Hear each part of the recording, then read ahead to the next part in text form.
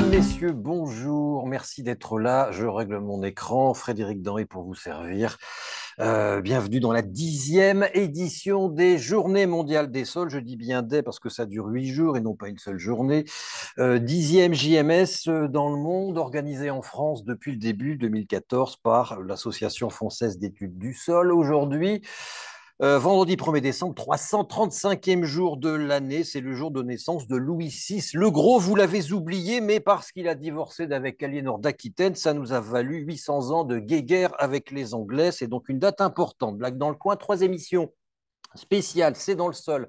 Rien que pour vous, au cas où vous ne connaîtriez pas C'est dans le sol, sachez que c'est une émission modeste et géniale, inventée il y a 3 ans à l'occasion d'un certain confinement, émission montée par la Scope Rhizobium et la non moins géniale, modeste et formidable Céline Thomas. Donc, CJMS, voici une journée qui s'intègre dans un programme de 8 jours en tout, hein, je vous disais bien, Journée mondiale des sols, c'est au pluriel, qui a débuté hier, mesdames, messieurs, avec 1 000 étudiants, voilà, qui ont travaillé, questionné et attendu des réponses sur les sols. Cette année, il y a une innovation. C'est une organisation à 4 réseaux. L'AFES n'a pas tout fait tout seul. Elle a été épaulée par le JSOL, le RNES, le RMT Sol et Territoire. Ne me demandez pas de délayer ces acronymes, je n'y arriverai pas.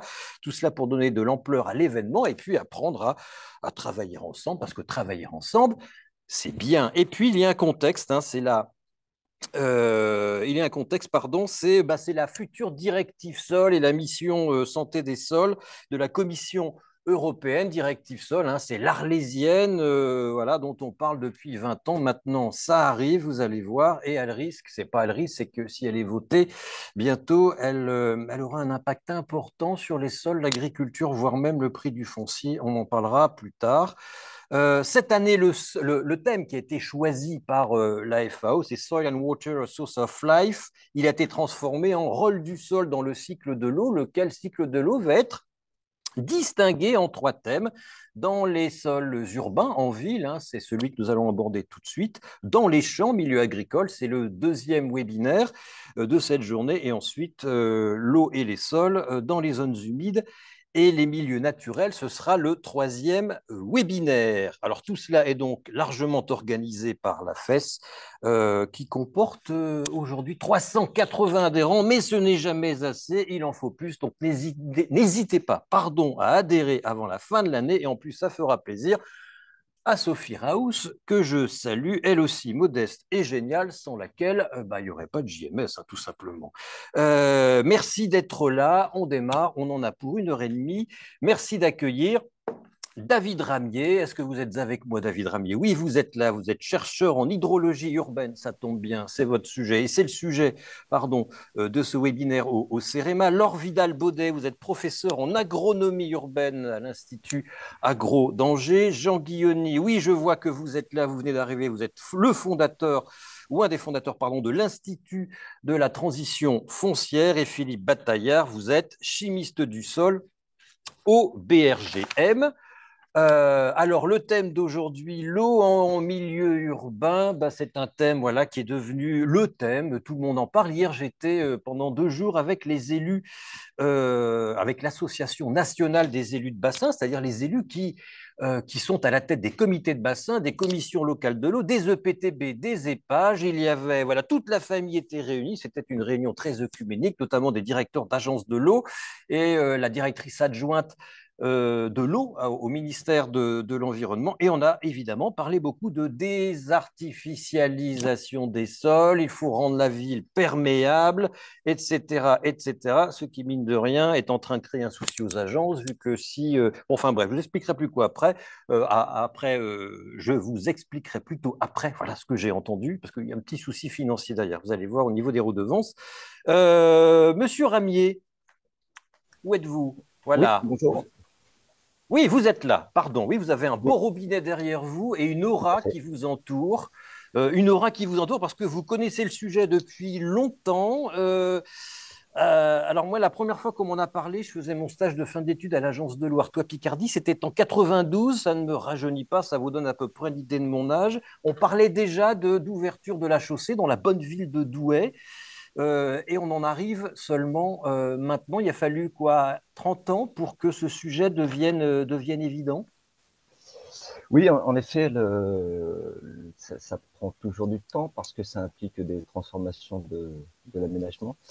Et effectivement, il y a aussi plusieurs facteurs actuellement qui entraînent une prise de conscience un peu accrue par rapport à ce qui avait pu avoir lieu il y a 30 ans de la part de personnes un peu motrices. Et maintenant, les problèmes environnementaux, de changement climatique, des problèmes de pollution aussi un peu plus prégnants font que les gens se mobilisent un peu plus sur ce sujet et sur la question du cycle de l'eau en milieu urbain et de la désartificialisation du milieu urbain, oui. Alors pourquoi on se pense à nouveau sur le sujet? C'est parce qu'il y a des abats d'eau plus importants, c'est parce que les réseaux d'eau pluviale sont saturés. Pourquoi les élus aujourd'hui s'y intéressent alors qu'avant, Bah, effectivement, il y a des tensions un peu plus fortes maintenant sur les systèmes d'assainissement qui, ouais. qui débordent et qui sont de plus en plus sollicités, notamment liés avec le développement de l'urbanisation. Et, euh, et aussi cette prise de conscience environnementale qui ramène de la nature en ville, qui fait reprendre conscience aux gens de la maîtrise de l'environnement, des questions de sol, de végétation. Et tout ça, c'est un peu lié. Maintenant, on a une approche aussi beaucoup plus systémique des choses qui font que les enjeux liés à la ville et à la gestion de la ville, que ce soit l'eau ou d'autres facteurs, ne sont plus Ouais. des disciplines séparées, enfin, tendent à l'être moins. Mais est-ce que c'est un changement plus important qu'il n'en a l'air au sens où moi j'ai appris en fac et ensuite que l'eau de pluie en ville était un déchet évacué le plus vite possible et là c'est comme si on la remettait à ciel ouvert aux yeux de tous. Ça a l'air d'être un changement important mine de rien. Oui, oui, bah, c'est tout à fait ça, hein. Il y a différentes phases dans la gestion de l'eau. Alors, la première, c'est effectivement de l'évacuer le plus vite possible. Effectivement, on appelle ça comme un BG, et plutôt un problème, et donc il fallait l'éloigner le plus vite possible des villes. Et maintenant, l'idée est un peu différente, c'est plutôt de la gérer sur place et voire de la retenir, de la retenir. On tend vers le concept qui se développe, là, notamment c'est en Chine, sur le concept de ville éponge, voilà, où Ouais. on gère l'eau sur place et éventuellement on s'en sert aussi pour la réutiliser pour des questions de végétation. Et voilà. Et l'idée aussi de rendre de l'eau apparente pour faire prendre conscience aux gens voilà, de ne plus la cacher, de faire prendre conscience aux gens de sa présence en ville. Et l'eau apparente qui parfois fait peur aux gens. J'ai vu ça à la Part-Dieu à Lyon où des gens avaient peur que ça n'attire les moustiques. Et que voilà, comme si on en était à avoir peur à nouveau du paludisme, parce qu'une eau qui stagne, c'est une eau pleine de miasmes. On en reparlera tout à l'heure peut-être. Madame Vidal-Baudet, tout ceci rejoint une autre, comment dirais-je, un autre. Est-ce que c'est un effet de mode? J'en sais rien, mais voilà, pour avoir moins chaud en ville l'été, bah, faut planter des arbres, faut avoir de la végétation partout, hein. L'écologie, c'est l'art d'enfoncer les portes ouvertes finalement. Effectivement, un arbre, ça fait de l'ombre et ça évapotranspire. Donc pour ça, il faut de l'eau. Ça aussi, c'est un changement que vous constatez. Les villes semblent redécouvrir les vertus du végétal versus les vertus architecturales du minéral. Oui, bonjour. Alors, tout à fait, Bonjour. le végétal, jusqu'à finalement, il y a, on va dire, une vingtaine d'années, était considéré en ville surtout pour son côté ornemental. Mhm. C'était finalement la seule fonction qu'on lui prêtait, bien que quand même, à la fin du 19e siècle, quand les grandes avenues ont été développées dans Mhm. les villes, avec notamment les projets de Luc Alphand, sous la conduite d'Haussmann, l'idée, c'était d'hygiéniser la ville en mettant des grandes avenues pour aérer la ville et Mhm. donc en plantant des arbres. Et donc l'impression que l'on a actuellement, c'est que effectivement, les villes redécouvrent que le végétal en ville peut avoir un rôle important pour le bien-être des habitants et avoir donc ce rôle multifonctionnel aussi dans le rafraîchissement du climat local pour les populations vulnérables. Mais pour que l'arbre puisse jouer ce rôle de rafraîchissement, il faut qu'il puisse transpirer. Et donc, pour qu'il transpire, Faut qu'il y ait de l'eau. il y ait de l'eau et que cette eau soit disponible au niveau de ses racines. Et c'est là la grosse question qui se pose actuellement en ville. Parce que souvent, C'est-à-dire, les arbres... Oui, pardon, est-ce que les racines auront suffisamment de sol, c'est ça? Elles pourront suffisamment se voilà. développer? D'accord, Donc la question, c'est est-ce que les arbres disposent d'un volume d'accord. de sol suffisamment grand pour le développement des racines et pour avoir ce réservoir à nous pour qu'ils puissent transpirer. Oui, d'autant plus que les mers aiment bien avoir des arbres grands, hauts, qui se voient et qui sont un peu plus fragiles que les autres et qui nécessitent plus de volume de terre. On verra ça après avec vous. Je continue le tour de table. Et Philippe Bataillard se pose une question. Vous êtes, pardonnez-moi, vous êtes chimiste des sols, une question que moi-même je ne m'étais pas posée, mais voilà, en ouvrant le macadam, est-ce qu'on n'ouvre pas la boîte de Pandore d'une toxicité que l'on avait cachée en étalant du macadam, et est-ce que ben, du coup l'eau qui va percoler dans le sol ne va pas entraîner vers les milieux naturels et les nappes des polluants dont elle était exempte jusqu'alors? Il faut brancher votre micro, monsieur Bataillard. Oui, pardon. Voilà. Bonjour à Pardon. tous. Bonjour. Effectivement, une toxicité, peut-être pas, mais ce qui est sûr, c'est que quand on gère, on a dû gérer des pollutions industrielles en ville. La ville s'étant étendue, on a progressivement grignoté les industries qui étaient plutôt en périphérie de ces villes. Donc maintenant, elles sont au cœur des villes. Et maintenant, on essaie effectivement de désimperméabiliser, de désartificialiser. Et effectivement, le risque, c'est d'aller finalement rechercher des contaminations qu'on avait pu, alors, qu'on a dû laisser parce qu'on n'a pas su les dépolluer, ou sciemment, on les a effectivement confinés Mhm, sous des matériaux imperméables, des parkings, voire des membranes étanches. Bon, les membranes étanches, on va vite les retrouver. mhm. Mais quand il n'y en a pas eu et quand la traçabilité n'a pas été forcément très bien établie, eh bien, voilà, un des risques, c'est de mettre à jour cette contamination, quoi. Donc, il faut Bon. faire attention. Et puis, euh, bon, on va en discuter, je pense, mais la Ouais. traçabilité a été bien augmentée ces temps derniers. Mais bon, C'est-à-dire, eh bien, parce que par exemple, depuis 2023, au 1er janvier 2023, vous avez le registre national des déchets ouais. sédiments et terres excavées qui est obligatoire. C'est-à-dire quand vous voulez valoriser des terres, vous devez mettre en ligne, déclarer en ligne ces mouvements de terre. Voilà. Et avant, c'était pas forcément. Alors, la traçabilité existe depuis longtemps, mais c'était beaucoup de papier. Maintenant, elle va être beaucoup plus systématique. Mais bon, là, je vous parle de décennies antérieures, hein, des années 80, où la traçabilité, forcément, n'a pas été forcément toujours très bien établie. Donc, on risque effectivement de se retrouver avec des matériaux enfouis, parfois pas forcément connus. D'accord. Bon, je ne sais pas si ça nous rassure, mais en tout cas, c'est une question que Disons qu'il faut, personne. Oui, il faut, allez-y. il faut l'avoir en tête. Il faut l'avoir en tête, hein. Euh, je pense que c'est une très belle chose de chercher à désimperméabiliser nos villes, mais faire Mhm, attention à ce qui va être fait dans les années à venir. mhm. Effectivement, hein, et aujourd'hui, on aime bien les Saint Graal en France, donc voilà, on va ouvrir les villes à l'eau et voilà, les milieux naturels vont s'engorger, les arbres vont s'engorger, on va pouvoir faire pousser des arbres. Enfin, on a l'impression que c'est la solution idéale, qui est là pour soutenir, par exemple, ces forêts urbaines que beaucoup de villes prétendent planter, comme si elles allaient pousser d'un coup, comme chez Astérix, hein, vous savez. Enfin, voilà, notamment à Paris, Anne Hidalgo veut planter une forêt urbaine. Bon, ben, enfin bref, on ne va pas parler d'Anne Hidalgo. Jean Guilloni, est-ce que, bonjour, merci, merci d'être là. Vous êtes donc le fondateur de l'Institut La Transition Foncière. Dites-nous un mot peut-être sur cet organisme que peut-être nos amis ne connaissent pas.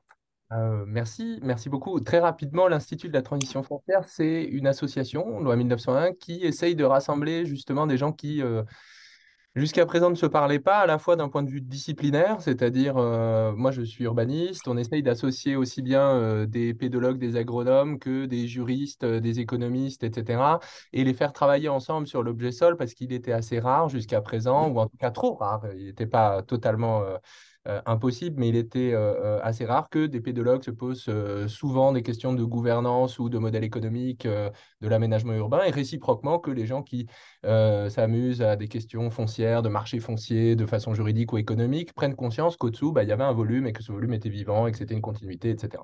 Donc voilà ce qu'on essaye de faire en réunissant aussi donc, entreprises, associations, collectivités locales, État, et scientifique dans une chaire qu'on a lancée avec l'université Gustave Eiffel. Et ce que je trouve intéressant dans les échanges qui ont commencé, c'est que on voit bien qu'il y a à la fois un lien entre l'eau et le vivant, mais il est renversé aussi, c'est-à-dire qu'il y a un lien entre le vivant et l'eau qu'il faut rappeler. Mhm. Parce que sinon, le concept de ville-éponge qui a été rappelé, qui est très intéressant et qui se développe effectivement en ce moment, il ne faudrait pas le laisser se voir emporter par vous savez, en urbanisme, il y a un fort mimétisme entre les villes et donc quand il y a une adoption d'une technologie ou d'une bonne pratique, ça va très vite. Et donc, il faut essayer d'éviter que ce soit des faux standards ou des fausses solutions qui s'imposent. Et de ce point de vue-là, je pense que c'est important de rappeler à ceux qui vont adopter, par exemple, des concepts comme celui de ville-éponge, eh ben, qu'un matériau poreux ne suffit pas. Par exemple, que la question, c'est pas simplement la porosité et la circulation de l'eau, qui est très importante, c'est aussi la disponibilité d'un sol vivant et fonctionnel en dessous. Et de la même manière, de leur rappeler que pour ces questions aussi de croissance des végétaux dont on a parlé, hein, mais pas que, la question dans un sol, c'est la continuité avec la roche-mère. Donc toute la notion de pleine terre qui est en train de faire florès en ce moment, Mhm. il faut faire très très attention. Donc voilà, je pense que ce qui est intéressant aussi, c'est que là, on est en train d'embarquer les collectivités, effectivement, comme ça a été dit, c'est plus vraiment l'ordre mental, enfin, l'eau et le végétal dans le milieu urbain. Mais il ne faudrait pas que voilà, des pratiques un peu, souvent un peu plus faciles, hein, c'est parce que c'est plus facile d'avoir simplement un matériau poreux qu'un sol vivant. Donc, se diffuse rapidement. Là, on est, je pense, à une phase intéressante pour ça. Oui, vous avez raison de le rappeler qu'on ne tombe pas voilà, dans un effet de mode. Ce n'est pas l'alpha et oméga de la ville de demain, comme les dalles et le tout minéral ont été l'alpha et oméga.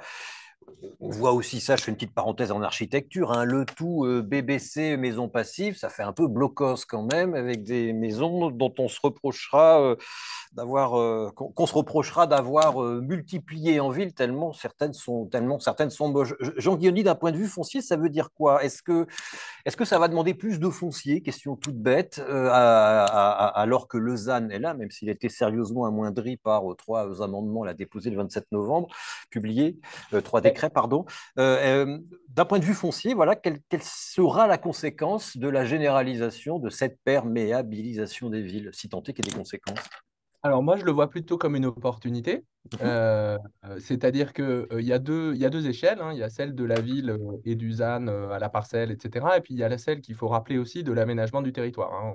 17 millions des Français vivent dans des zones inondables.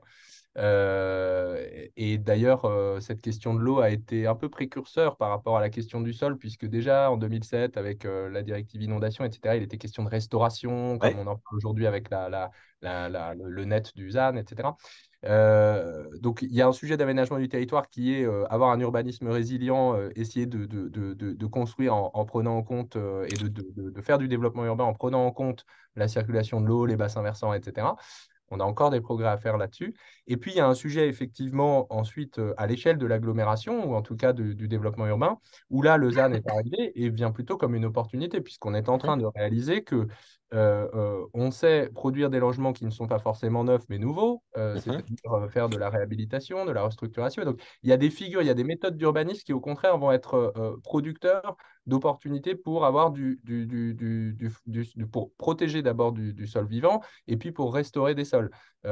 Et ces méthodes-là, rapidement, hein, c'est lesquelles? C'est un urbanisme de recyclage, c'est quoi? C'est de la restauration, de la réhabilitation, donc vraiment le recyclage urbain, de l'intensification foncière, c'est-à-dire sur les mêmes bâtiments, on va faire plus d'usage parce qu'ils sont sous-exploités au niveau des espaces ou sous-exploités dans le temps aussi, exploités par exemple aux heures scolaires alors qu'ils pourraient être exploités même beaucoup plus tard ou beaucoup plus tôt. Il y a la transformation d'usage aussi, puisqu'il y a des choses qui deviennent obsolètes progressivement, mais seulement partiellement, et qui seraient intéressantes de transformer. Donc voilà, il y a un certain nombre d'intensifications, transformations, recyclage. Au contraire, c'est ces nouvelles, comment dire, ces nouveaux modes d'urbanisation en recyclage urbain qui vont normalement être une opportunité pour Normalement. Mhm. laisser de la place à la restauration et au sol vivant. D'accord, sachant que voilà, si on ouvre la chaussée, si on plante des arbres, ça pourrait prendre de la place sur la voirie, peut-être Est-ce qu'il n'y aura pas une concurrence à un moment ou à un autre, mais on verra ça après, entre les arbres et le vélo, par exemple, question que je me pose en voyant certains aménagements urbains dans certaines villes. Monsieur Ramier, quand on parle qu'on caractérise bien les choses quand on parle d'eau, de sol en milieu urbain. C'est de quelle eau dont on parle? C'est quelle pluie qu'on est censé récupérer? C'est quelles inondations qu'on est censé éviter? Est-ce qu'on peut modéliser à partir d'un volume d'eau maximal? Racontez-nous ça un peu. Oui, alors bah, c'est des choses assez complexes puisque la pluie, les événements pluvieux sont très, très variables. Donc, voilà, les conséquences ne sont pas les mêmes.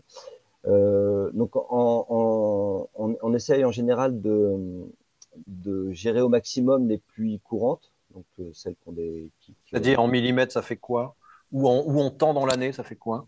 Alors, c'est plutôt les pluies qui reviennent annuellement. Donc, c'est peut-être après, les notions d'événements sont compliquées parce Mhm, que ça dépend d'une durée, d'une hauteur, mhm, d'une intensité. Et à mhm, partir de là, on en déduit des fréquences de retour. mhm. Donc, on parle par exemple de pluies de retour annuelles ou décennales. C'est des pluies qui ont une probabilité de revenir tous les 10 ans ou une chance sur 10 d'apparaître dans l'année. Donc voilà, on sait plutôt les pluies courantes, donc les pluies jusqu'à des périodes de retour annuelles, donc des pluies qui ont des fréquences de retour d'un an.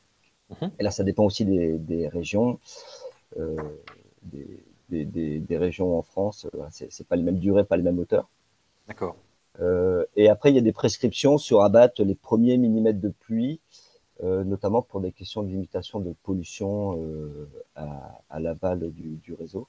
Notamment, D'accord. les agences de l'eau ont des préconisations comme ça d'abattre les premiers millimètres de pluie, ouais, qui représentent à peu près 80% de la pluie annuelle. En fait, sont des événements D'accord. assez courants. 80% de la pluie annuelle, c'est ça. Voilà, c'est à peu près ça l'idée.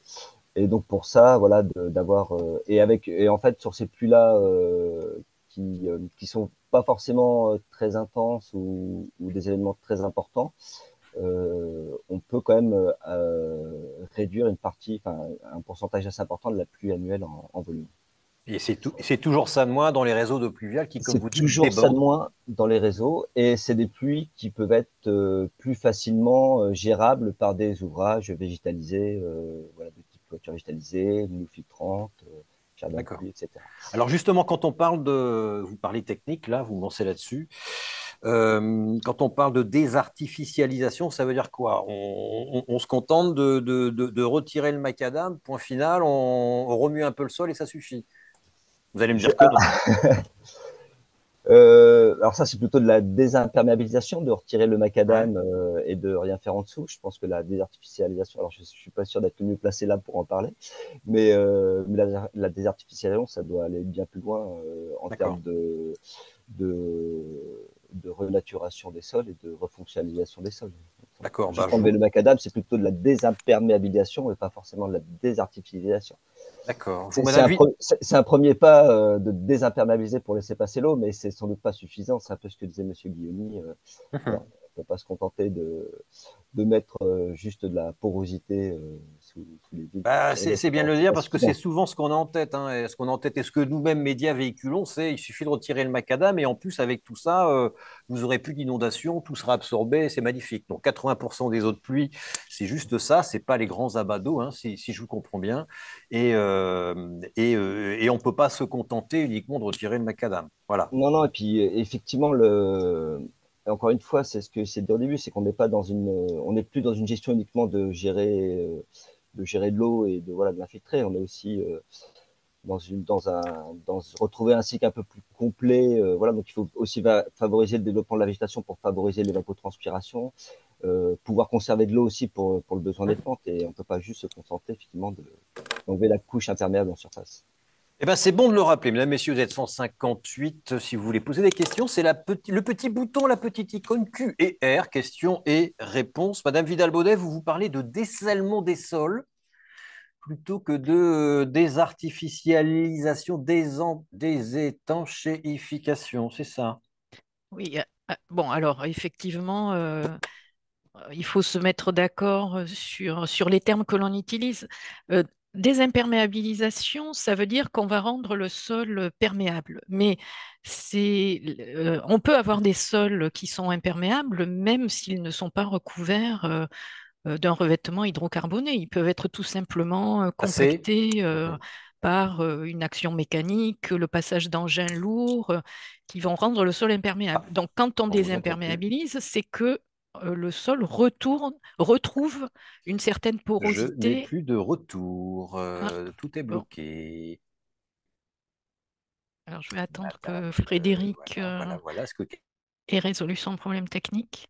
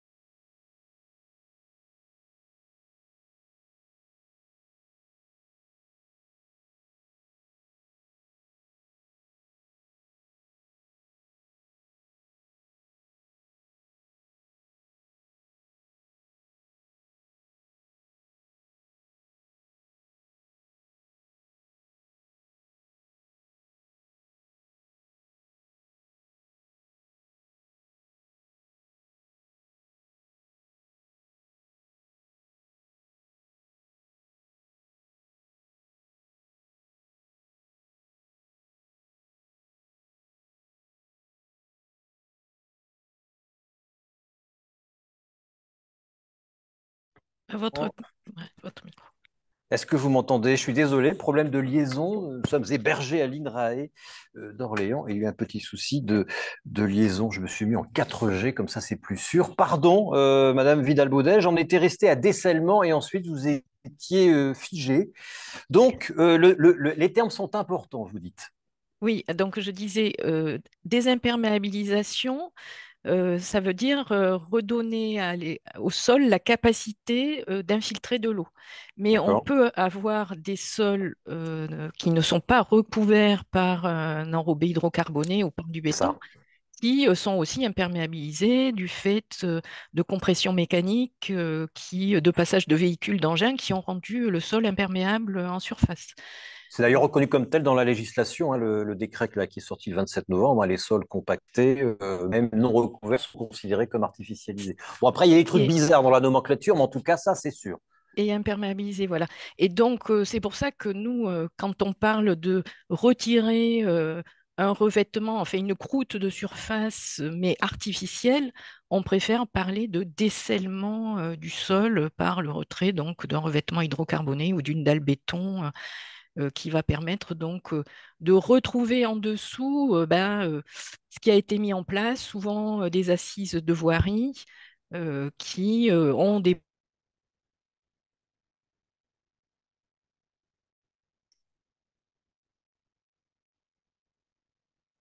Ah ben là, je vous entends plus. Madame Vidal-Baudet, il faudrait couper et remettre votre micro. Ah voilà. C'est bon? Vous Ouais, m'entendez? ouais, c'est bon.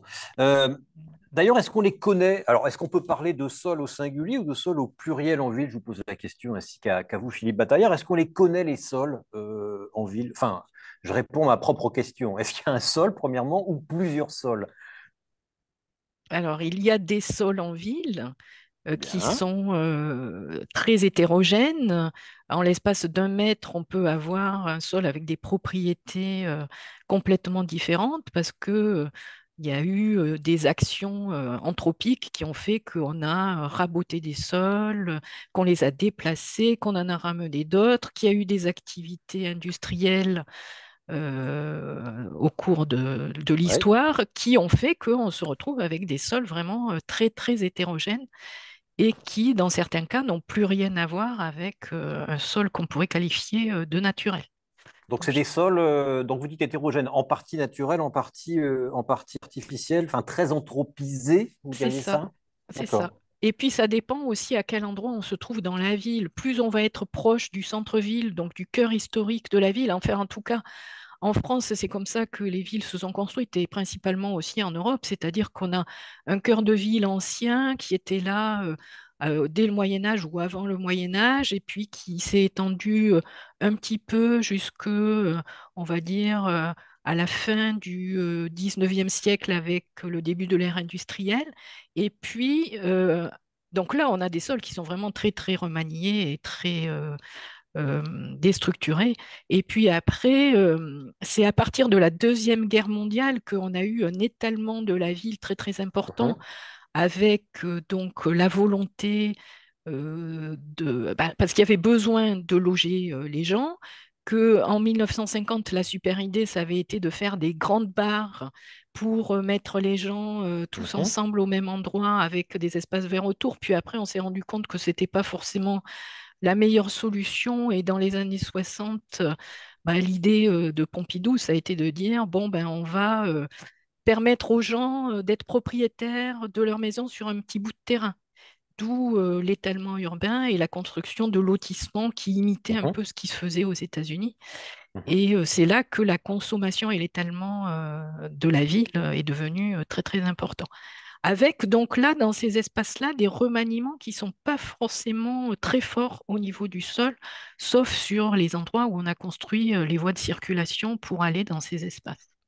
Et Philippe Bataillard, des sols, en tout cas les sols là, dans les centres urbains, donc parce qu'ils sont anthropisés, forcément douteux, forcément pollués, qui vous inquiètent, vous?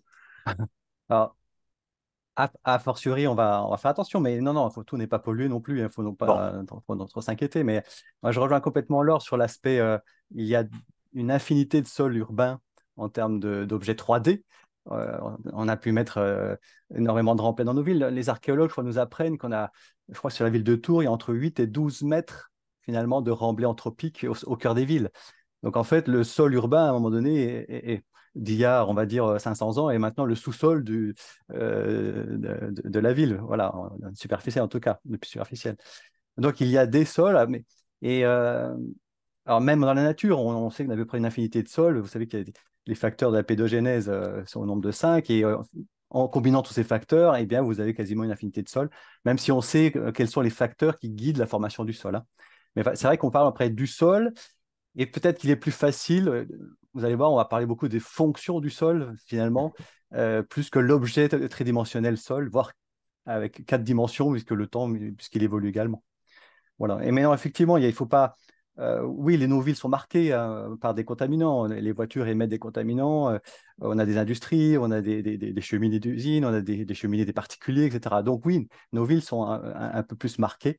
Bon, nous, on aime bien distinguer, éventuellement parler de contamination plutôt que de pollution. Contamination, c'est toutes les deux, contamination et pollution sont des résultats de l'homme, hein. C'est bien l'homme qui a injecté dans l'environnement des contaminants. Mais contamination, on estime que on peut vivre dans un milieu contaminé parce qu'il y a l'effet n'est pas significatif ou il n'y a pas d'effet. Voilà, voilà, quand on parle de pollution, là, on suspecte un effet fort, voire avéré. Voilà, donc, mais ça, c'est qu'un détail. Donc, effectivement, euh, en partant de la base, oui, on estime que le sol urbain peut être contaminé. Très bien. Madame Vidal-Baudet, je ne vous oublie pas, hein, Jean Guignoni, David Ramier, ne vous inquiétez pas. Vous pouvez toujours lever la main pour, non pas jurer, mais prendre la parole. Madame Vidal-Baudet, les pédologues sont entrés en ville. Les pédologues, j'ai l'impression que pendant des années, ils faisaient la moue à l'idée de travailler sur les sols urbains. Ça a changé, ça? Alors, jusqu'à maintenant, de toute façon, quand on regarde les cartes pédologiques Mhm. françaises, donc les cartes régionales qui sont au 1/250 millième, elles détourent très bien les villes, hein, et la ville est une tache blanche dans laquelle le pédologue, jusqu'à maintenant, n'est pas rentré. Si on a des informations sur les sols en ville, c'est par le biais d'opérations ponctuelles où il y a eu la volonté d'avoir un peu une cartographie des sols en place sur un petit espace, sur un petit projet. Mais jusqu'à maintenant, non, il n'existe pas de cartographie des sols urbains. Donc nous, c'est un projet sur lequel on travaille dans notre équipe pour mettre au point une méthode de cartographie des sols au 10 millième, parce qu'on a besoin quand même d'être assez précis en ville pour pouvoir Mhm. ensuite prendre des décisions en termes d'utilisation des sols, justement dans le cadre de la loi ZAN. Et donc pour ça, que Philippe a dit tout à l'heure, il y a 5 facteurs de la pédogénèse qui sont connus, en tout cas sur les Mhm. sols en milieu naturel. Et en ville, il faut rajouter le facteur anthropique et l'aspect de la dénaturation du sol qui va venir se rajouter dans les éléments à prendre en compte pour définir des unités cartographiques de sol en ville. Bon, Voilà. c'était plus simple avant, hein, Jean Guignoni. Le sol était une surface plane, on construisait dessus, on s'emmerdait pas. Là, s'il faut commencer à prendre en compte la qualité des sols pour l'hydrologie, ouais, ça va rendre la constitution, la révision des PLU et des SCOT compliquée et l'usage du foncier encore plus compliqué, peut-être encore plus cher du coup. Eh ben oui, et on sent qu'on est dans un balbutiement pour le moment. Dans quel sens? C'est que vous parliez d'anthropisation et je pense qu'en fait c'est le terme juste. Il y a une petite question là autour du terme, etc. Et effectivement, quand on parle d'artificialisation, de pollution, on pourrait ajouter la surfréquentation qui a des effets néfastes sur les sols, etc. Enfin, il y a toutes les formes de pression anthropique finalement contribuent à dégrader les sols. C'est ce qu'a essayé de faire la loi climat et résilience, puisqu'en fait, Mhm. dans sa définition de l'artificialisation, elle a essayé de passer d'une vision purement surfacique, donc la consommation d'espaces NAF, ça veut dire naturel, agricole ou forestier, à une vision plus portée justement sur la dégradation des fonctions. Et alors, même si elle essaye de faire ça dans la loi, ce qu'on voit, c'est que dans les modalités d'application de la loi, qu'est-ce qu'on fait? On repasse par la planification. Donc en fait, on retourne à une vision un peu surfacique puisqu'on demande Mhm. au SRADET, au SCOT et aux plans locaux d'urbanisme d'opérer ça, hein, d'abord au niveau régional, puis ensuite au niveau des bassins de SCOT, et puis voilà. Et donc, on a du mal à sortir effectivement de cette notion que quand on fait de la planification urbaine, le sol est une surface et non pas un volume, et donc prendre en compte tout ce qu'il y a dans ce volume, hein, que ce soit la biodiversité, les mouvements à l'intérieur de ce volume, enfin bref. Et donc, aujourd'hui, il y a un sujet, c'est qu'on on connaît les problèmes aussi d'échelle, des cartes pédologiques, etc. Enfin, il y a un sujet qui est celui de la connaissance des sols urbains Mhm. dans leur volume, dans leur fonctionnalité, justement. C'est quelque chose qu'on fait de plus en plus par projet, c'est-à-dire que dès lors qu'on a un projet urbain aujourd'hui, bah, ça devient de plus en plus évident d'aller étudier les horizons d'un sol avant de faire quoi que ce soit dessus. Mais on n'a pas d'éléments de passage à l'échelle. Et donc, nous, c'est la raison pour laquelle, en fait, on porte un projet là d'étude avec l'Office français de la biodiversité pour, euh, pour essayer de se demander s'il serait pertinent ou pas d'introduire un DPE des sols, en fait. C'est-à-dire, dans chaque session de foncier privé, dans chaque cession immobilière ou foncière, d'avoir un diagnostic de la qualité des sols, hein, et donc en fait un carottage à minima, et puis qu'on se pose aussi deux, trois autres questions. Et voilà, pour permettre de passer à l'échelle aussi la connaissance de la qualité des sols, et pour permettre, parce que c'est vraiment la question des parcelles privées, moi je pense, qui est importante, pour deux raisons, à la fois pour la connaissance donc, de ces sols urbains, et à la fois pour la responsabilisation citoyenne, parce qu'on a un gros sujet également avec toute cette question de désartificialisation, de prise en compte du cycle de l'eau dans les sols, etc., c'est que le degré d'acculturation citoyenne est beaucoup plus faible que sur des questions énergétiques ou de Ah, carbone. ça, c'est sûr. Et j'ai passé 2 jours hier avec les gens de l'eau et ils se posent la même question sur l'eau. Ils n'y arrivent pas. Alors, vous imaginez les sols. David Ramier, on imagine un DPE, voilà, sur les sols. Un des critères, ce serait la capacité d'un sol à absorber de l'eau, à la faire circuler. On la connaît. Ça, c'est quoi un bon sol urbain pour vous, hydrologue? Un Ah bon bah sol oui. urbain. Non, mais la caractéristique principale, c'est ça serait mince, la, je trouve, c'est La porosité, la gradient- la vitesse d'infiltration, la la vitesse capacité d'infiltration. d'infiltration, ouais, en surface, D'accord. Et ça, qui dépend de quoi? qui dépend de la structure, de la texture du sol, principalement.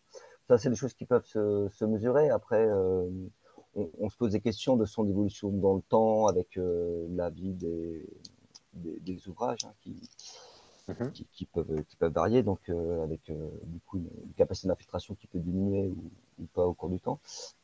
Ensuite, il y a effectivement en d'autres critères comme la porosité ou du coup la capacité de rétention en eau des sols. Mhm. Donc la vitesse à laquelle l'eau peut entrer dans le sol, et puis après ce qui peut être retenu vraiment dans le sol. Euh, donc voilà, c'est comme ça qu'on caractérise des sols plus ou moins aptes à gérer l'eau, à D'accord. gérer l'eau en général. Sachant qu'effectivement, on a, comme vous l'avez dit, des sols très hétérogènes, donc c'est toujours un peu difficile à caractériser enfin, les sols sont hétérogènes même à des échelles spatiales assez petites, donc c'est toujours un peu difficile à caractériser ces paramètres-là. D'accord. Donc Et là, difficile de modéliser l'impact qu'aura un dessalement des sols, pour reprendre votre terme, Madame Vidal-Baudet, sur la circulation de l'eau, sur la captation possible de l'eau de pluie par les sols. On ne peut pas le modéliser, ça? si, on peut le Si, on peut modéliser, le mais modéliser quand oui, même. oui, bien sûr, si, Mais, il y a quelques même mesures sans possibles. connaître la nature des sols, même sans avoir une cartographie précise des sols, on peut l'imaginer. Bah, après, on n'a pas toujours tous les éléments sur son hétérogénéité, donc voilà, peut On peut le forcément modéliser quand même. quelques simplifications sur les caractéristiques ou les propriétés du sol qu'on est capable de mesurer. Et puis, voilà. Et après, c'est aussi pour ça qu'on fait souvent des observations, voilà, des flux d'eau quand on peut, pour essayer de caler nos modèles ou voilà, sur ces observations pour mieux caractériser les sols, D'accord. essayer d'avoir une meilleure représentativité. D'accord.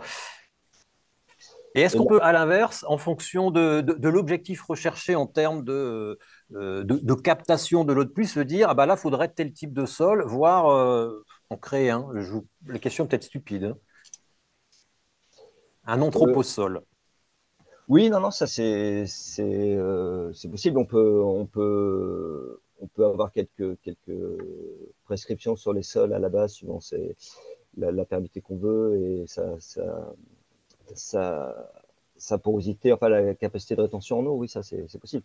Après, entre ce qu'on imagine et la mise en œuvre du sol et la mise en place du sol en lui-même, je pense qu'il peut Mhm. y avoir des écarts qui sont pas D'accord. forcément maîtrisables. Mais, voilà. Alors vous, Madame Vidal-Baudet, vous avez fait des tests, hein. Vous avez testé différents types de sols. Et qu'est-ce qu'il en est? Je suis maire de Paris, vous me conseillez quoi? Ah ben, alors, c'est pas aussi simple que ça. Oui, alors on est en train Évidemment.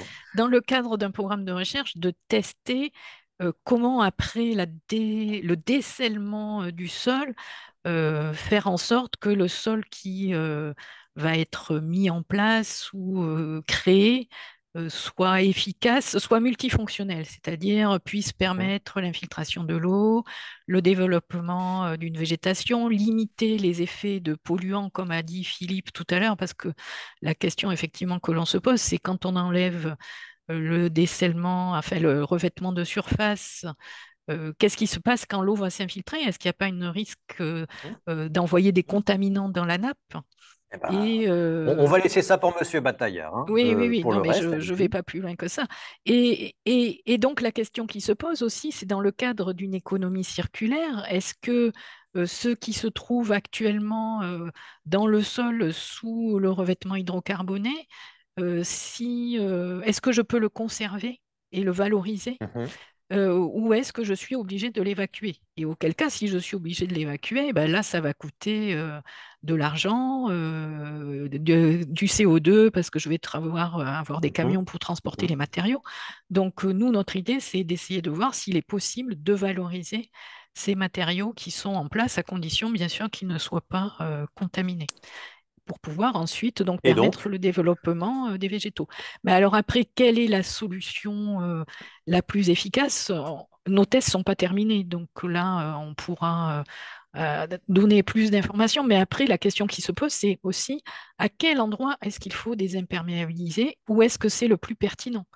Parce que ça alors va... attendez, avant ça, dans vos tests, pour qu'on comprenne bien, vous Oui, avez comparé un sol bien tassé, un sol décompacté et un sol avec de la oui, matière organique, en ajout de matière organique. c'est Et ça. donc, vis-à-vis de l'eau, vis-à-vis de l'hydrologue qu'est David Ramier, qu'est-ce qui est le plus efficace, si on peut parler d'efficacité?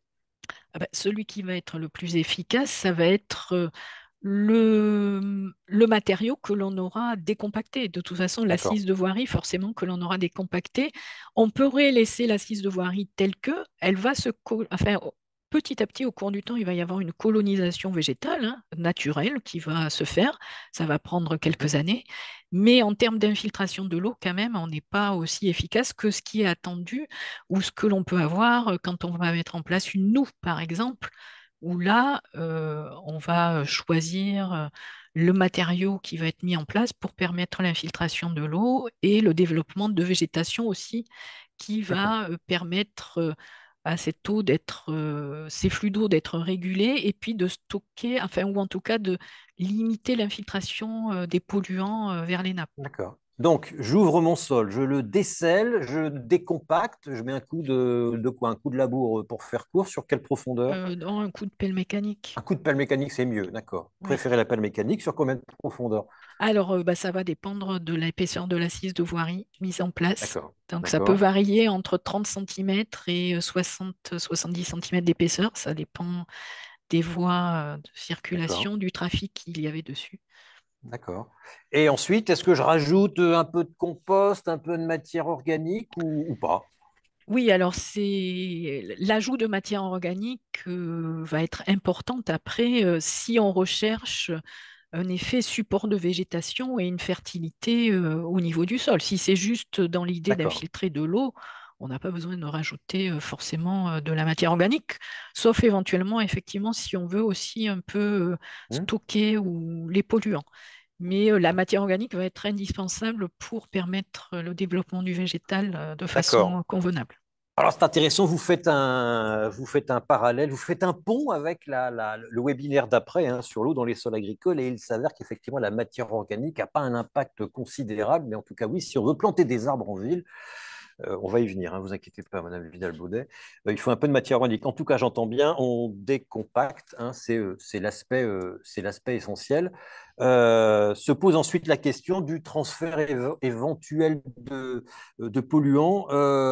Il y a certaines assises sous couche, Madame Vidal-Baudet, qui sont plus embêtantes que d'autres, a priori, dans cette matière-là.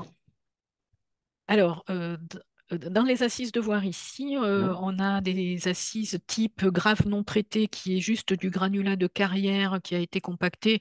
Là, a priori, il n'y a pas de Là, c'est que du problème, hein. minéral, là. Mhm. Voilà, ce sont des matériaux naturels, minéraux. Après, si on a utilisé des liants pour fixer ces granulats, donc des liants hydrocarbonés ou des liants hydrauliques, donc des ciments, Du eh ciment, bien d'accord. là, après, il faut regarder quels sont les risques. Alors moi, je ne suis pas du tout spécialiste, mais il y a des risques de libération de HAP ou autres dans les Hydrocarbures eaux. aromatiques C'est polycycliques. ça, Mhm. oui. D'accord. Philippe Bataillard, Ou de oui, allez-y, métaux. pardon. Donc Ou de c'est pour métaux. Philippe maintenant. C'est pour Philippe, voilà, les métaux, les HAP. Donc, il peut y avoir, comme on a la désorption, c'est ça, donc transfert du sol vers l'eau. On était peinards tranquilles, nous, les polluants dans le sol, et voilà qu'on change l'usage, Oui, et c'est ben, tout ça à fait change ça. tout. Mm.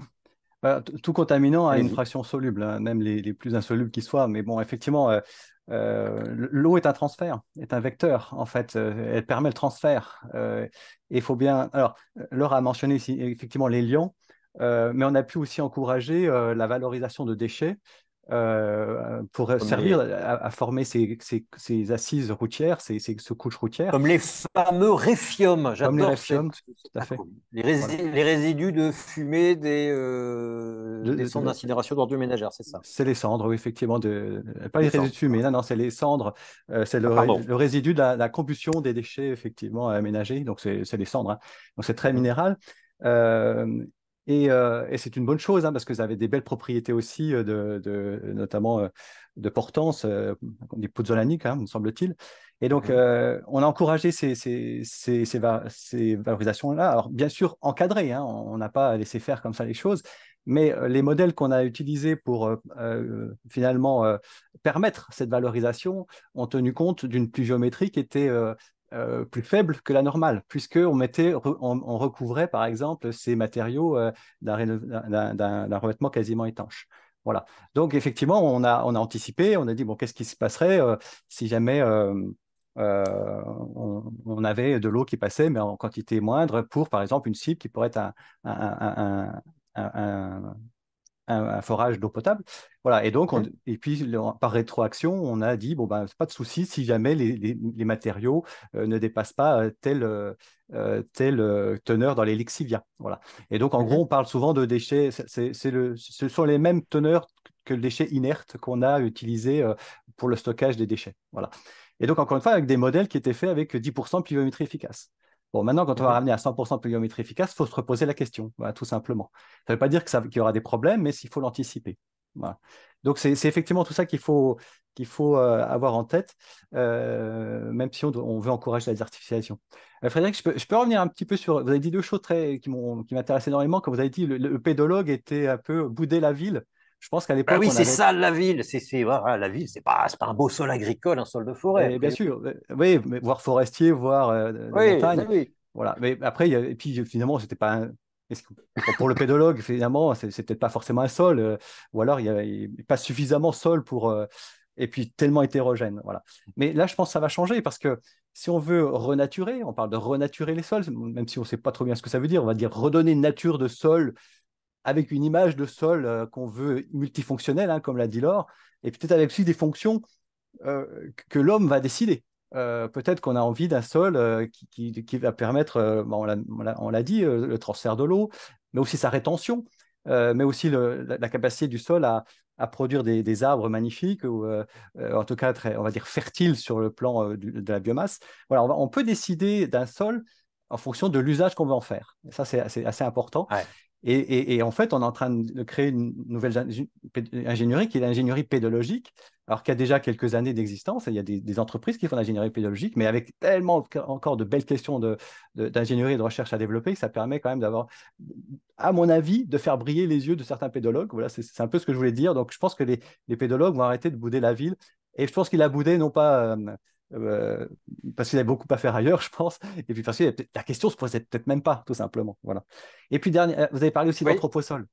ouais. Alors ça, c'est extraordinaire, les anthroposols. C'est un grand ensemble de références qui existe depuis longtemps dans le référentiel pédologique français. Mhm. Euh, les Anglais parlent plutôt enfin, les Anglais, à l'international, on parle plutôt de technosol. Technosol, Ouais. Oui, je le pense qu'on terme va est en peut-être reparler aussi un petit peu après. est Voilà. peut-être plus parlant, oui. Alors, Allez-y.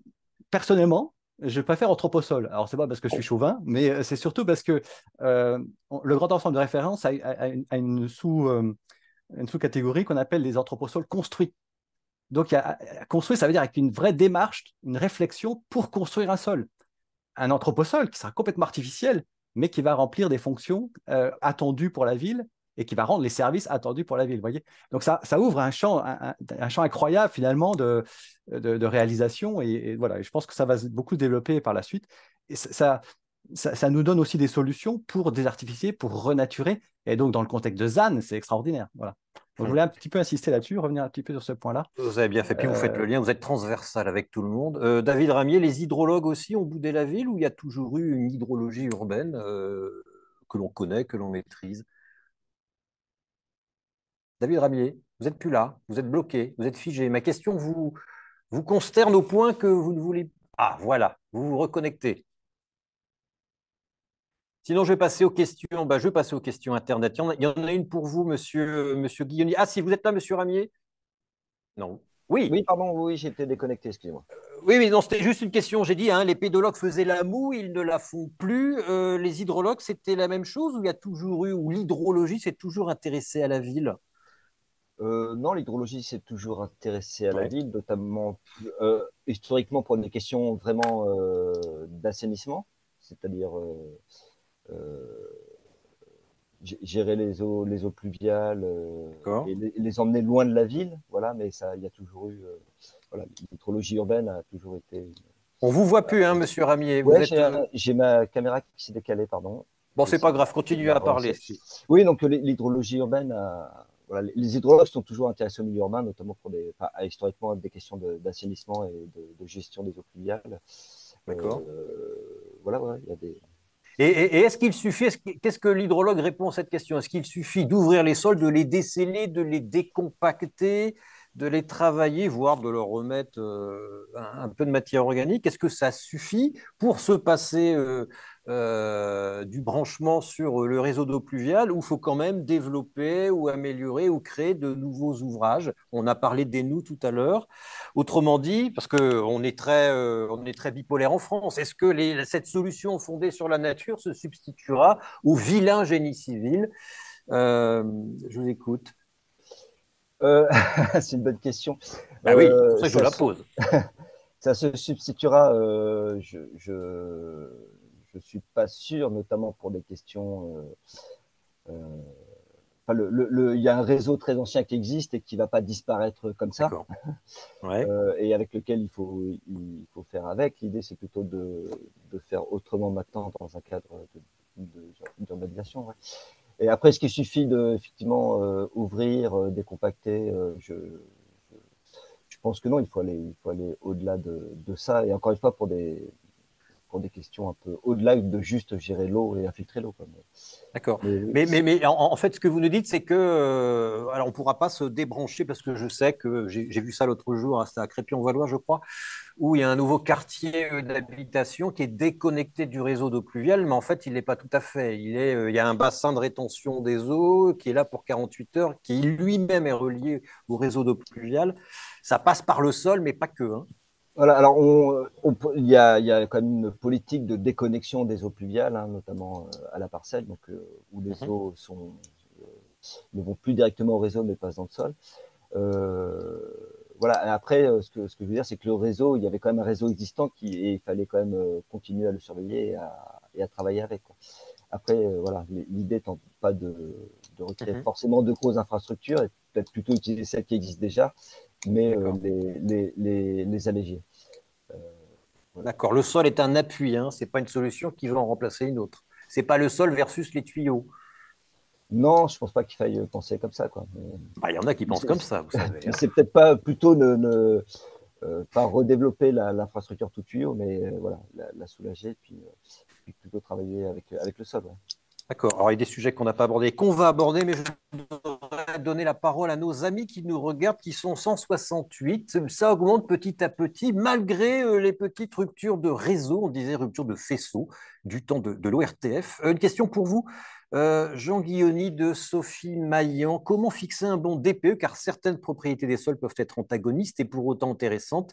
Il n'y a pas de bon sol remplissant les fonctions, ce que vous avez dit, Monsieur Bataillard, en même temps, comme on pourrait viser une bonne note énergétique. Bref, qu'est-ce qu'on aura dans le DPE pour tenir compte de tout ce que veulent notamment les élus aujourd'hui, des arbres, et puis en même temps se déconnecter un peu du réseau de pluvial? Ça va pas être simple, hein. Moi, ce que je trouve intéressant, Ouais, c'est que de la même manière que je ne sais pas si, regardez, dans le DPE énergétique, je ne sais pas s'il y a ouais. des bonnes solutions de performance énergétique. Enfin, il y en a qui sont aussi parfois un peu concurrentes ou en tout cas Et puis, il est pas très bon, le DPE énergétique, hein, vu le nombre oui, de par ailleurs, procès. puis, enfin, je veux dire, parfois on se pose la question, on se dit, bah voilà, l'isolation par l'extérieur sur des bâtiments patrimoniaux, etc. Enfin bref, lui aussi, il Ouais. ouvre en fait des questions sans fin si on s'y penche de plus près. L'intérêt, c'est plutôt quoi? C'est plutôt de dire, et moi je le vois du point de vue également, forcément, de la conception de la propriété privée aussi. Aujourd'hui, vous pouvez vendre un sol qui vous appartient et même faire une plus-value dessus, après l'avoir considérablement dégradé si vous ne vous êtes pas fait rattraper par la patrouille, c'est-à-dire si en fait personne ne s'est plaint, que vous y avez exercé d'une manière ou d'une autre. Et donc, il y a pas il n'y a pas de responsabilité et il n'y a pas de coût. C'est-à-dire le marché ne prend pas du tout en compte un signal, un tel propriétaire a dégradé les sols. Et donc, un DPE sol, bien entendu que il faudra savoir justement quelle fonction, est-ce que c'est le potentiel hydrique, est-ce que c'est le niveau de biodiversité, est-ce que c'est la quantité de stockage de carbone, est-ce qu'on va être capable même d'ailleurs d'aller chercher l'ensemble de ces fonctions dans un seul et même DPE, c'est sans doute peu probable. En fait, nous, l'étude qu'on va conduire en 2024, elle va justement consister à ça, c'est-à-dire à essayer de faire le point sur l'ensemble des fonctions qui seraient intéressantes d'avoir, de se limiter à celles qu'il est facile d'obtenir avec un dispositif léger, c'est-à-dire avec Mhm. une filière qui est encore naissante, qui permettrait d'aller faire ça de façon assez massive sur les cessions immobilières. Et pour le moment, c'est un instrument de mesure. Et de la même manière que Mhm. le DPE s'est affirmé progressivement comme un instrument de politique publique, au début, c'était un instrument de mesure seulement.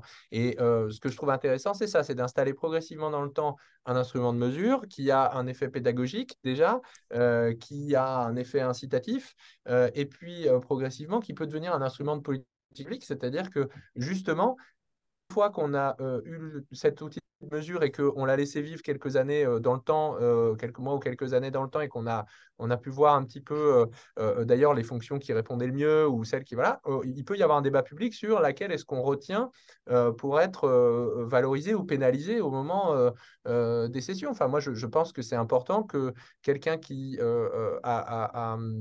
a déversé des choses sur son sol, quelqu'un qui a vraiment enfin, eu un impact extrêmement négatif, un propriétaire sur son sol. Et on sait aujourd'hui que ça a des conséquences, puisque le sol est une continuité, que ça a des conséquences selon la géomorphologie. Quand vous êtes en haute vallée, ça a des conséquences sur ce qui se passe en fond de vallée, ce que vous faites sur vos sols. Mhm. Et bien aujourd'hui, ce n'est pas pris en compte. Et donc, c'est dans ce sens-là que progressivement, on pourra établir sur quelle fonction est-ce qu'on veut faire peser un peu la politique publique.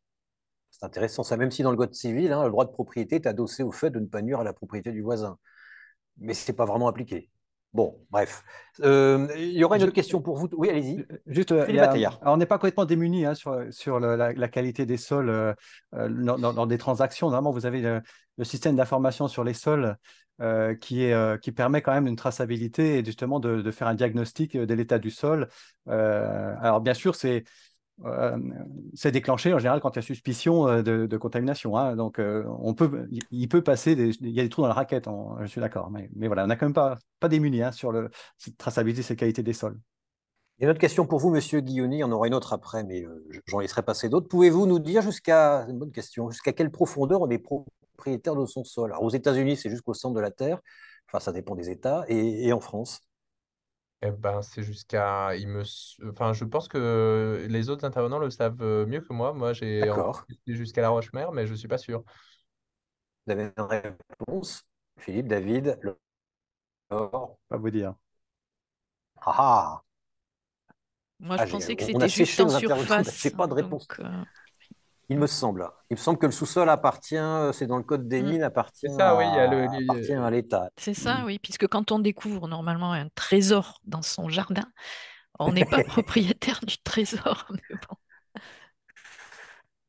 Non, non. Et c'est pareil pour les épaves en mer, hein. C'est 50-50. Une question pour vous, Monsieur Ramier. Est-ce qu'on peut parler, ou est-ce que peut-être que la notion existe de bassin versant urbain? Oui, tout à fait. La notion existe, oui. On parle de bassin versant urbain. Oui. Oui, un bassin Et versant, hein, comment on le définit? alors un bassin versant, c'est toute la zone qui collecte les eaux qui sont rejetées en un même point. Donc après, Mhm. un bassin versant urbain, il y a une partie de topographie, comme sur les bassins versants naturels, et une partie qui est liée au réseau hydrographique, au réseau d'assainissement. Et donc, on peut définir, voilà, il y a plusieurs tailles de bassins versants urbains en ville, hein, suivant la D'accord. longueur du réseau qu'on considère et le point, l'exutoire du réseau sur lequel on se place. Mais sa n'existence réglementaire, légale, ça fait partie du mission locale, enfin des OPTB, c'est réglementaire? La notion de bassin versant urbain, Ouais, je suis pas sûr que ça soit réglementaire. ouais, ouais, il me semble. C'est Ouais. plutôt une notion un peu technique ou voilà, ou Ok, liée à la gestion de l'eau, mais je suis pas sûr que c'est une réglementation là-dessus. il Voilà. me semble. Euh, Oui, allez-y. et je pense que alors ça, la notion de bassin versant urbain peut être aussi un peu différente des zonages pluviales. Enfin, les zonages pluviales doivent prendre en compte cette notion-là, mais ouais, il peut y avoir D'accord. il y a des- Question pour vous, Philippe Bataillard. Je pense que celle-là est pour vous de Raphaël Roy. Oui, je ne cite pas les internautes qui nous écrivent, pardonnez-moi. Est-ce que le fait de désimperméabiliser, renaturer les sols ne pourrait pas avoir une action positive sur l'auto-épuration des sols et sur quel type de pollution cela pourrait être valable? C'est vrai, ça, on dit que ça pourrait être un peu polluant, mais est-ce que ça pourrait pas être aussi dépolluant, hein? Oui, tout à fait. Enfin, on sait que certains polluants se biodégradent mieux en conditions oxydantes souvent le végétal va permettre le développement de sa rhizosphère, a fortiori, et la rhizosphère, c'est beaucoup de bactéries qui sont un petit peu boostées, on va dire, hein, dans ta expression, pour côté activité. Et dans ce cas-là, on peut augmenter la dégradation des hydrocarbures, par exemple, mais dès lors que le contaminant est biodégradable, bien entendu. Donc, recréer les cycles vivants c'est souvent une bonne chose. Donc, par contre, certains contaminants, vous savez que bon, certains PCB, les HAP les plus lourds, les métaux, bien évidemment, ne se biodégradent pas. Et on sait aussi que la mobilité de certains éléments traces peut augmenter en fonction des conditions du sol. Voilà. On pense notamment à des colloïdes organiques qui peuvent libérer certains éléments, etc., etc., quoi.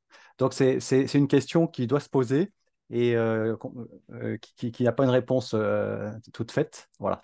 En tout cas, ce qui est sûr, c'est quand on va chercher à renaturer, à réutiliser des matériaux un peu contaminés pour refaire des sols avec, à chaque fois, vous devez réfléchir à votre usage et au risque que vous allez finalement, à laquelle vous êtes confronté. Donc tout ça, ça dépend encore une fois du scénario d'usage de ce matériau que vous réemployez pour faire un technosol ou un anthroposol en ville, quoi. D'accord. Ça m'amène à une autre question. Quand on a en ville une bonne vieille friche industrielle avec un sol potentiellement bardé de polluants, qu'est-ce qu'on fait? On retire tout, on met tout en entreposant tel un déchet ou on laisse faire la nature, on attend que les plantes fassent de la phyto, je ne sais plus comment on dit, réhabilitation ou remédiation. La première question à se poser, c'est que ce contaminant reste sur le site ou pas? Est-ce qu'il y a un transfert potentiel vers d'autres sites? Donc, est-ce que la situation risque de s'aggraver compte tenu de la présence de ce contaminant? Si vous montrez que finalement ce contaminant, il est quand même confiné, il ne bouge pas, eh ben, ce que vous allez devoir faire si vous voulez redonner de la valeur à votre site, hein, c'est réfléchir à son usage. En gros, et on va vous demander de le remettre en état, de dépolluer à hauteur, compte tenu de l'usage que vous voulez en faire.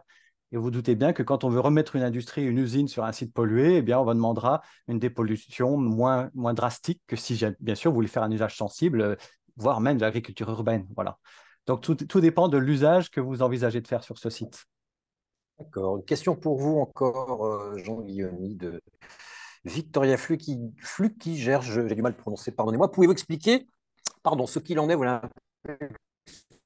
tout à l'heure, de la loi ZAN concernant la perméabilisation des sols? Est-ce que le ZAN parle du sujet dont on parle depuis tout à l'heure?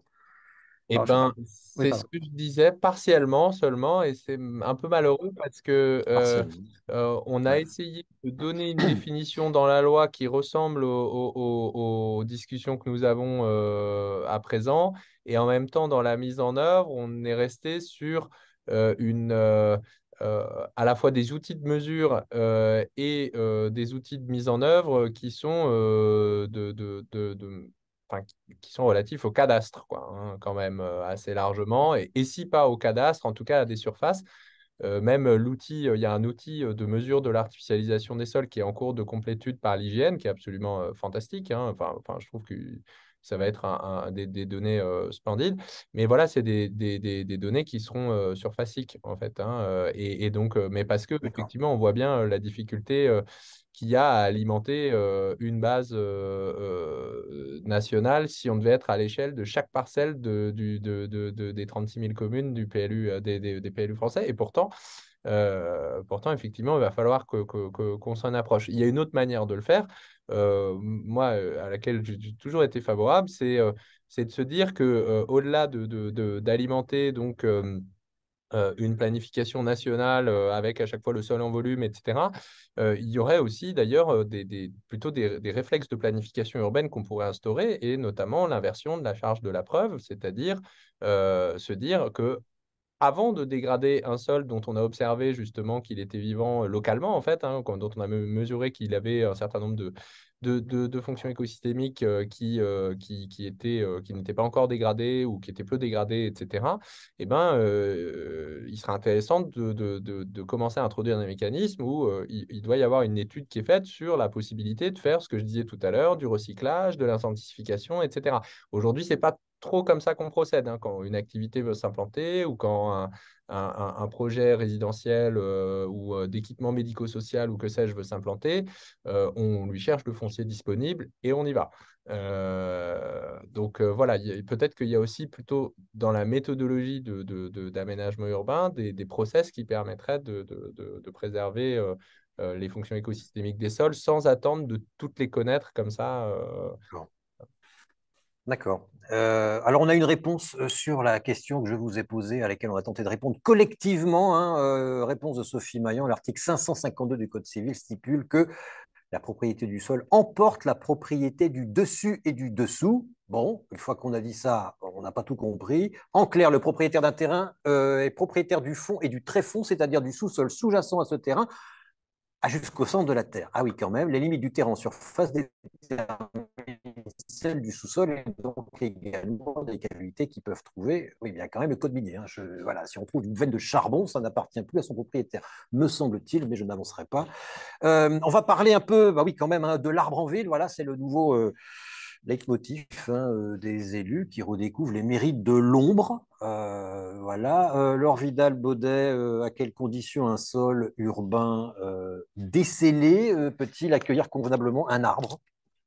Il faut beaucoup de terre, il faut une terre, enfin, il faut beaucoup de sol, il faut un sol particulier. Racontez-nous ça.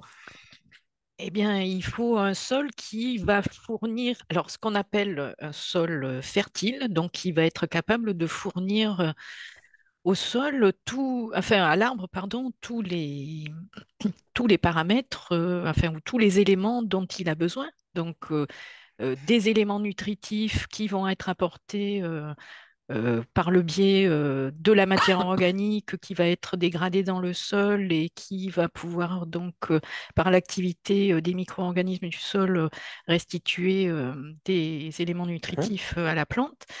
Il faut aussi pour les racines de l'air et de l'eau. Donc, pour qu'il y ait de l'air, suffisamment mhm, d'air, il faut qu'on ait une bonne porosité dans le sol, puisque pour que les fluides puissent circuler convenablement, donc un sol pas compacté qui soit mhm, aussi suffisamment profond pour permettre et étendu aussi en 2D pour permettre aux racines de se développer convenablement. Alors on dit souvent que le volume racinaire d'un arbre correspond au volume de sa partie aérienne, de son houppier, mais en fait on s'aperçoit que les racines, elles peuvent prospecter un espace qui est beaucoup plus grand que le houppier que l'on mhm. peut avoir en surface. Et puis, donc, il va falloir de l'eau. Et cette eau, eh bien, il faut qu'elle soit à disposition de l'arbre au moment des périodes où il en a le plus besoin, où il va être en pleine croissance, donc c'est-à-dire printemps, été, et où il va évapotranspirer. Et, Mhm. et donc, c'est souvent le problème, justement, avec le changement climatique, le fait que l'eau qui va être disponible pour les racines des arbres est de plus en plus réduite. Et donc, il faut trouver des solutions ou imaginer des solutions pour stocker de l'eau finalement pendant les périodes où il pleut pour pouvoir ensuite restituer cette eau à l'arbre au moment où il en a besoin.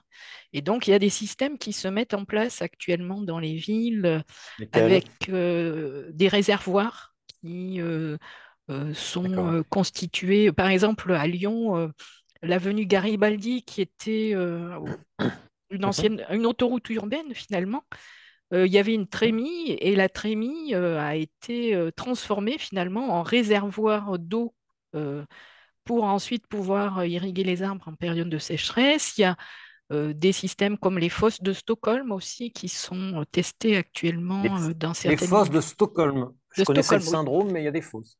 Alors, D'accord. en fait, c'est parce que c'est un système, un dispositif qui a été inventé par Inventé à les Stockholm. Suédois à Stockholm, oui. Et le Mhm. principe, c'est de pouvoir stocker de l'eau entre des granulats, enfin des gros blocs de pierre pendant une certaine période et qu'ensuite cette eau puisse être restituée aux racines quand elle en a besoin. D'accord. Voilà. David Ramier, vous travaillez là-dessus? Vous avez travaillé là-dessus avec la ville d'Angers, non? C'est ça? Non, c'est pas moi. Ah si, si, si, j'ai noté. On travaille avec le service des espaces verts de la ville d'Angers. Ou alors c'est votre labo. Ah, Ou Non, oui, alors je me moi, suis trompé. non, c'est moi qui ai dû vous dire Ah, ça. c'est vous. Ah, zut! je Je me me serais suis mal mélangé travaillé. dans le Alors, monde. C'est, mais c'est pas très grave.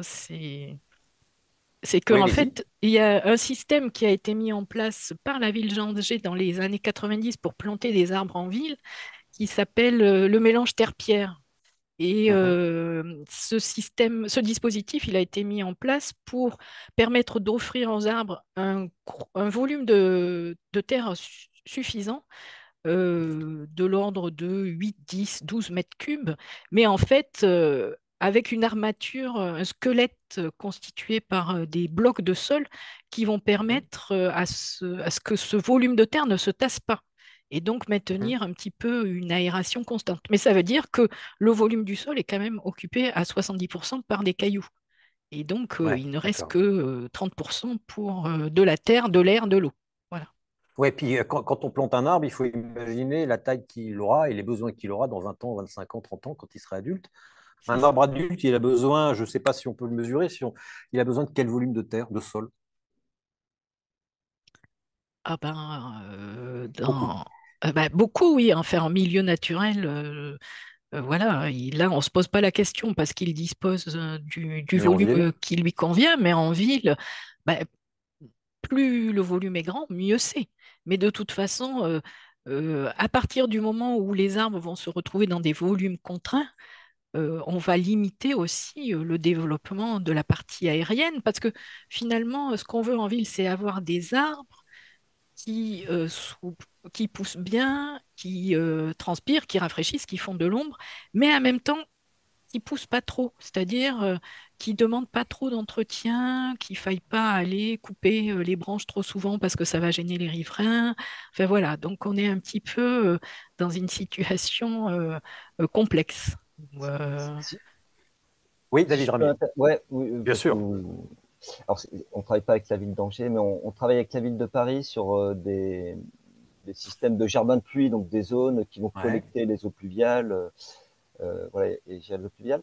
Donc, ils testent en ce moment. Alors, c'est des systèmes où la surface qui collecte les eaux est plus petite que la surface d'eau qui va être collectée. C'est-à-dire qu'il y a, voilà, on parlait de bassin versant, donc il va y avoir un bassin versant qui va être supérieur à la surface en elle-même qui va collecter l'eau. Et donc, ils réfléchissent à des systèmes de stockage justement sous le sol pour D'accord. pouvoir garder l'eau qui va être réussie par la végétation. Et ils se posent aussi des questions justement de cet apport d'eau supplémentaire à un développement plus important de la végétation par rapport à un système sans apport d'eau supplémentaire et avec des contraintes que ça peut entraîner en termes de gestion. de Ça, gestion de la ça se végétation, pardon. modélise. D'accord. Ça se modélise, pour vous, hydrologue, voilà, je suis mairesse de Paris, je veux planter des arbres, vous pouvez lui dire, mais ça va faire tel volume d'eau qu'il sera nécessaire de capter à un moment ou à un autre, d'une façon ou d'une autre. Alors, c'est des choses qu'on essaye de faire. Voilà, c'est des choses sur D'accord. lesquelles on développe en termes de médiation. Alors, c'est compliqué parce qu'on a. Enfin, c'est compliqué parce que nos modèles hydrologiques souvent prennent très mal en compte la végétation ou l'effet de la végétation. Ah bon? Voilà, l'évapotranspiration est quand même parfois compliquée à modéliser ou à simuler suivant le type de végétation. Donc, c'est des choses qu'on développe, Mhm. voilà, sur lesquelles qu'on essaye d'affiner en termes de modélisation pour être un peu plus précis dans nos réponses. D'accord. Mais est-ce que le fait de planter des arbres en ville, il n'y a pas un effet de seuil au-delà duquel devient contre-productif avec la volonté de garder de l'eau dans le sol, de la capter par un sol descellé jusqu'à ce que ça aille à la nappe phréatique? Est-ce qu'à un moment ou à un autre, il n'y aura pas de contradiction, il n'y aura pas de concurrence entre, je caricature, le sol et l'arbre? Je pose la question à tous. Je suis pas sûr d'avoir compris qu'est-ce qui pourrait être contre-productif. Ben, voilà, on ouvre le sol pour qu'il capte l'eau. L'eau est censée rester, gagner les milieux naturels, aller jusqu'à la nappe. Mais si on met des arbres, est-ce que l'eau, bah, finalement, ne va pas rester juste en surface du sol, n'ira jamais à la nappe et est-ce qu'on tentera d'être évapotranspiré? Ben, je suis pas sûr que ça soit contre-productif. Je pense il faut des zones Ma question fait un où, bide. vous m'entendez? Oui, oui, je vous entends, très bien. Ah, pardon. Non, je disais, Non, je je suis vous pas entends, sûr. David. Je pense qu'il faut qu'il y ait des zones où l'eau reste plutôt à disposition de la végétation, oui. Donc, je pense pas que ce soit D'accord, donc il n'y a pas de contre-productif. contradiction. Madame Vidal-Baudet. Non, Mais de toute façon, c'est sûr que lorsqu'on va désimperméabiliser, on va permettre à l'eau donc de s'infiltrer dans le sol. On va changer déjà le modèle d'écoulement de l'eau dans la ville. Mais l'idée de désimperméabiliser, parce que au départ, ce sont les agences de l'eau qui ont, ont mis en place ces dispositifs d'infiltration de l'eau bah, par des jardins de pluie ou des noues ou des bassins de rétention, parce que on se retrouve à certaines périodes avec des quantités d'eau très importantes à évacuer et que les tuyaux tels qu'ils sont, les dispositifs, donc tout tuyau tels qu'ils ont été mis en place jusqu'à maintenant, ne sont plus suffisamment dimensionnés. D'où les risques d'inondation que l'on a à certaines périodes lorsqu'il y a des fortes pluies, notamment les épisodes cévenols, par exemple, dans le sud de la France. Mhm. Et donc, finalement, l'idée de ces solutions alternatives, c'est de pouvoir infiltrer de l'eau plus facilement à la parcelle quand c'est possible. Et alors la question qui se pose, justement, d'où le besoin de cartographier un petit peu la qualité des sols en ville, c'est de pouvoir, ou en tout cas les types de sols en ville, c'est de pouvoir après développer des cartes thématiques qui vont permettre de dire, ben oui, voilà, il est peut-être pertinent d'aller désimperméabiliser à tel endroit et pas à tel autre, que la D'accord. végétalisation est plutôt destinée à certains espaces et qu'on ne va pas pouvoir végétaliser partout. Enfin voilà, il ne faut pas non plus après tomber dans un excès inverse de ce que l'on veut produire et être un petit peu radical dans les solutions que l'on veut apporter. Il faut vraiment réfléchir et trouver un juste milieu. Et j'ai vu, il y avait une question de Julien Laurette, je peux lui répondre. Le programme de recherche sur la désimperméabilisation des sols sur Oui, lequel j'allais on vous la travaille poser. actuellement, Mhm. c'est le programme DESSER qui veut Dessert. dire, on est très gourmand dans nos équipes, et donc qui veut dire désimperméabilisation des sols, services écosystémiques et résilience des territoires. Voilà. Et donc c'est un programme qui est en cours et qui va se terminer en 2024. Et donc, D'accord. il y aura des résultats qui vont être produits. Voilà. Il y a une petite question peut-être pour vous. Est-ce qu'une façon de Séverine Planchet, ce sera la dernière, est-ce qu'une façon de remettre du carbone dans les sols serait aussi de laisser les feuilles se décomposer au lieu de les éliminer? Ça rejoint un peu ce qu'on voit notamment ici à Orléans où j'ai vu des arbres qui sont taillés comme ça. Il n'y a pas une branche qui dépasse. Voilà, c'est pas bien. Donc on coupe les branches pour ne pas avoir de feuilles parce que les feuilles, ça fait glisser les vieilles dames. Oui, mais effectivement, mais ça fait aussi du carbone dans les sols. Je ne sais pas. Oui, Réflexion, alors, question. effectivement, si on décide de mettre à disposition des arbres, des surfaces de sol, des scellés plus importantes, peut-être qu'on pourra se permettre de laisser ce retour de la matière organique au sol et des feuilles donc qui ne seront pas évacuées ou comme et de moins tailler peut-être aussi les arbres et ce retour de la matière organique alors va permettre de stocker du carbone mais sur une période quand même assez courte parce que s'il y a une biodiversité efficace et active dans le sol, elles vont être dégradées et ensuite rentrer dans le système, enfin dans le compartiment sol Mhm, pour pouvoir donc approvisionner un élément nutritif, mhm. la végétation, permettre une structuration du sol, la formation d'agrégats, etc. Tout ce qui va faire que le sol va être vivant, Et puis protéger de l'effet bloc des gouttes d'eau. Voilà. Bon, je ne sais pas par si ça se fait. exemple. Oui, Par oui, exemple, protéger effectivement de ce risque du ravinement. d'érosion, oui, du sol. Oui. Philippe, vous avez ouvert votre micro. C'est donc que vous souhaitez parler. Non, c'était pour aller dans le sens des collègues. En gros, permettre ces solutions-là et finalement rétablir un cycle de l'eau dans la ville, c'est forcément une bonne idée, mais Ouais. un système saturé est un système saturé. Donc effectivement, il faut bien quantifier en fait tous ces flux. Et le problème du modèle, c'est pas tant le modèle, c'est que c'est la donnée qu'on peut utiliser et qui est disponible pour nourrir ces modèles. Voilà, donc a fortiori, c'est une belle orientation qui est prise actuellement. Comme l'a dit Laure, il n'y a pas non plus de solution miracle et à un moment donné, on a aussi besoin de bitume dans la ville, quoi. Oui. Et il ne faudra pas passer du tout bitume au tout pas bitume. Voilà. Mais on aime bien faire passer le levier d'une extrême à l'autre. Jean Guilloni, vous aurez le mot de la fin. Qu'est-ce que tout ceci vous inspire, vous, l'urbaniste? Ça change quand même sérieusement les perspectives de fabrication de la ville, de rénovation de la cité. Et ben au contraire, je trouve que ça va dans le sens, oui, enfin, ça accompagne en tout cas une mutation plus large qui nous fait passer, nous, normalement, de l'aménagement des territoires à ce qu'on a appelé le Mhm. ménagement des territoires. Mhm. Et puis, je suis persuadé qu'au contraire, pour pratiquer cette forme de désartificialisation, ce retrait aussi de l'urbanisation, on n'a pas parlé du littoral, hein, mais par exemple, pour pratiquer un peu cette désurbanisation, il y aura sans doute besoin de compétences transversales de même nature. J'aimerais seulement conclure avec Allez-y. une chose dont on n'a pas parlé, Ouais. qui est extrêmement simple parce on se pose des questions effectivement qui peuvent donner des nœuds au cerveau aux maires de savoir où est-ce que je dois faire ce type de projet. Est-ce que l'ingénierie impliquée est extrêmement complexe ou pas? Où est-ce que je peux reconstituer des zones, etc. Alors que bien des maires ont dans leur ville des cours d'eau qui ont été canalisés. Je veux dire, et la Bièvre dans le tuyau Watt à Paris, on a quand même un cours d'eau dans un Mhm. tuyau, Mhm. Mhm. comme dans bien des villes. C'est à Morlaix, je me souviens plus du nom dans la RIA, mais qui a été Je sais plus. imperméabilisé par-dessus. Ça l'a été à Rennes aussi également. Là, hier, je voyais le master plan de Saint-Dizier, où il y a une petite rivière, l'Ornelle, entre le canal et la Marne, qui passe sous la ville aussi. Et donc, Mhm. projet, voilà.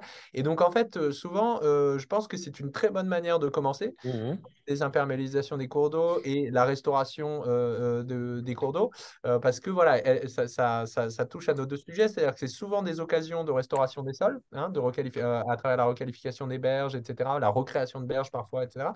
Et c'est souvent des occasions de gestion du cycle de l'eau dans la ville qui sont peut-être plus faciles, puisque finalement on est guidé aussi par la géomorphologie, que de se poser tout de suite la question de où est-ce que je vais par où commencer, quoi. Voilà. Et je pense que les cours d'eau qui ont été trop longtemps cachés de nos villes sont une bonne manière enfin, un bon endroit par où commencer. C'est vrai, même à Paris, on prétend rouvrir la Bièvre pour le coup d'un tramway. Bon, c'est bien. Bon, bref, voilà, c'est tout. J'ai pu le placer. Merci à vous tous, Jean Guilloni, Philippe Bataillard, Laure Vidal-Baudet, David Ramier, pour cette émission, pour ces JMS, dont les partenaires, je les cite bien volontiers, sont la région Centre-Val de Loire, l'OFB, La Commission européenne, l'Agence de l'eau de Loire-Bretagne, le ministère de l'Agriculture et de la Souveraineté alimentaire, c'est comme ça qu'il s'appelle aujourd'hui, les chambres d'agriculture de France, l'INRAE, Orléans Métropole, l'Université de Tours, l'Université d'Orléans et la Fondation Léa Nature. Vous pouvez reprendre une vie normale jusqu'à 13h30. Nouveau débat. Merci à tous, merci à toutes. À bientôt. Merci pour vos questions. Vous êtes 1068. C'est très bien. Merci.